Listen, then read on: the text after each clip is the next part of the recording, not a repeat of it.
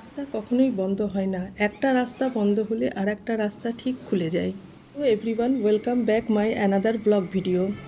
চলে এসেছি আমরা একটা ক্যাফেতে, এখানে ব্রেকফাস্ট করব বলে। একটা সাউথ ইন্ডিয়ান ক্যাফে, যেখানে আমি ধোসা খেয়েছি আর তার সাথে একটু কফি। ব্যাস, খাওয়া দাওয়া সেরে নিয়ে তারপরে আমার প্রথম ডেস্টিনেশন হলো, টাকা দিয়ে টিকিট কেটে আমি চলে গেলাম শিলংয়ের সেই বিখ্যাত লেককে দেখতে। এমন ট্যুরিস্ট বোধহয় নাই। এর এত সুন্দর প্রাকৃতিক দৃশ্য আর এত সুন্দর মেনটেনেন্স, আপনি যেদিকেই তাকাবেন সেদিকেই শুধু সবুজে ঘেরা, যা আপনার মনকে একদম কেড়ে নেবে। আমি এখানে বসেছিলাম আর সেই মুহূর্তেই শুরু হয়ে গেল বৃষ্টি। এই বৃষ্টিরও একটা এখানে অপরূপ দৃশ্য আছে। দেখুন, বৃষ্টি পড়ছে কিন্তু জীবন যেন থেমে নেই।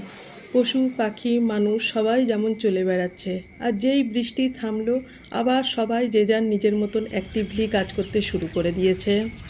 আমার এখানে এই হাঁসগুলোকে বিশেষ আকর্ষণ লাগে। আমি গত বছরও যখন গেছিলাম তখনও ওদেরকে দেখে এসেছি, আর এখনও আবার ওদেরকে দেখছি।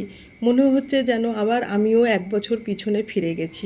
আপনারা আগে এই পার্কের নাম শুনেছেন কিনা আমাকে অবশ্যই কমেন্ট করে জানাবেন। আর যদি কেউ এই পার্ক দেখে থাকেন তাহলে আপনাদের অভিজ্ঞতাটা অবশ্যই জানাবেন। আজকের মতন আমার পার্ক ঘোরা কমপ্লিট।